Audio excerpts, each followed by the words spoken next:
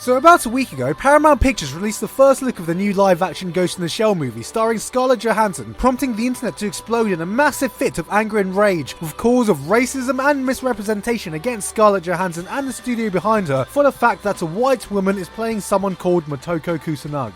Funnily enough, I've seen many people get riled up about this, but less so in our own anime community, so I wanted to address some points that I think me and a lot of the community are actually thinking. It seems like many people speaking up have not even seen any iterations of Ghost in the Shell, and instead saw the name Motoko Kusanagi affiliated with a white character and flipped their shit, in the process completely missing the point of the story. So, for those of you who have no idea what Ghost in the Shell is about, here's some context. Ghost in the Shell is an anime film that was released in 1995 that instantly became a cult classic and a household name in the medium of anime. The world of Ghost in the Shell is set in a futuristic place where technology has evolved to a point where you can replace any and every part of your body with prosthetics right down to your brain. The plot mostly revolves around a special task force solving various cybercrimes in this futuristic setting, while in the process posing some deep philosophical questions along the way, such as, if every part of your body can be replaced with prosthetics, where would your soul reside? Hence the term Ghost in the Shell. The task force itself is spearheaded by Motoko Kusanagi, aka The Major. The Major is an interesting character as while she is one of the few strong female leads in anime and has a Japanese name, her origins remain mostly a mystery and her body is completely cybernetic, meaning she could have had any look she wanted created for her. Her shell doesn't need to look Japanese or Asian in the slightest, and I mention this because throughout her history with the anime and manga, her appearance has been completely ethnically neutral. In actuality, we could have omitted her name entirely and simply called her The Major, as most people already refer to as in the anime and manga, and we would have absolutely no idea where she's actually from. So having someone like Scarlett Johansson play her isn't completely out of the question.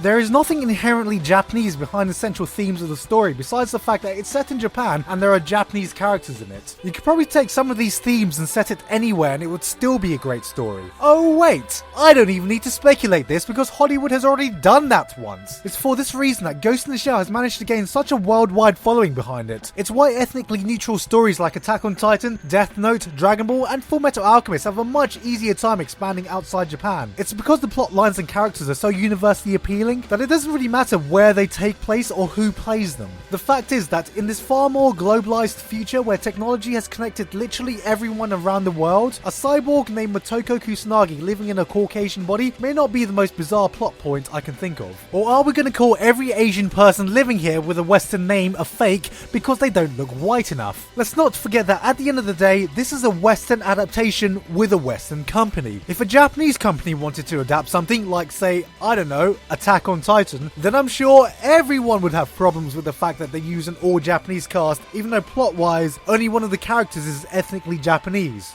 Right? Right? But Gigguk, I hear you say. This isn't about a white character having an Asian name. It's about the blatant whitewashing in Hollywood and the underappreciation of Asian actors and actresses. And to that I say, that's not how the film industry works. Let me preface with this. I do think whitewashing and Asian representation is an issue in Hollywood, but it's a much deeper problem that people give it credit for. To start off with, let's ignore the whole debacle about studios testing CGI to make people look more Asian, as this is just a stupid and borderline racist idea no matter how you spin it. And let's talk about the much bigger dilemma that studios had to deal with to begin with. Movies need to make money. Studios will not fund a movie that doesn't look like it will be profitable. And what's the easiest way to market a movie before it's even made? Hire an A-list actor or actress. Simply put, Scarlett Johansson is one of the few female actresses that can sell tickets through name alone. And with her track records of playing sexy badass strong female leads to play a sexy badass strong female character, it looks on paper like we found someone who has a good balance between marketability and a proven track record. Now with this in mind, what Asian actress would be more suitable for this role? Well, I guess it's Rinko Kikuchi, even though, you know, her English isn't the most fluent yet and most people only know her as that one chick from Pacific Rim. No? What about Ziyi Zhang? Olivia Munn? Lucy Liu? Oh wait, they're of Chinese descent. And I'm sure we wouldn't want to spark a whole other racial discussion about hiring Chinese people to represent Japanese characters, as we know all Asians are the same and the Japanese have a proven track record to be happy with that decision. The fact of the matter is that there is not enough of a pool of high-profile Asian actresses to carry a high-profile movie. And without a big name backing this movie wouldn't have been made in the first place. The fact that the studio got Scarlett Johansson shows us at least that they want to put in enough money for it to succeed succeed. Because the last thing we need is another Dragon Ball Evolution or The Last Airbender. The only time in recent memory that unknowns have been casted in a big film is with Star Wars, and that's because the franchise name was big enough to carry itself. Let's be real here, even though Ghost in the Shell is a massive franchise in anime is still a niche medium.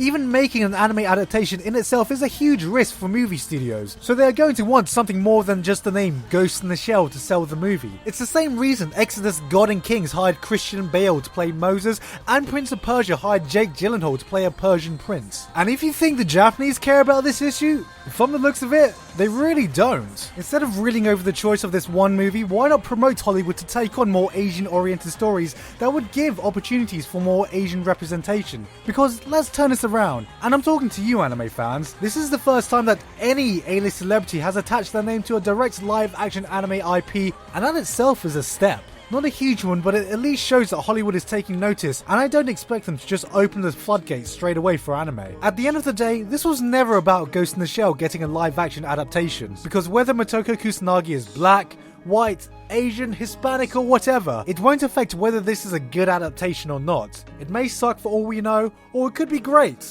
And in the end, isn't this what it should be about?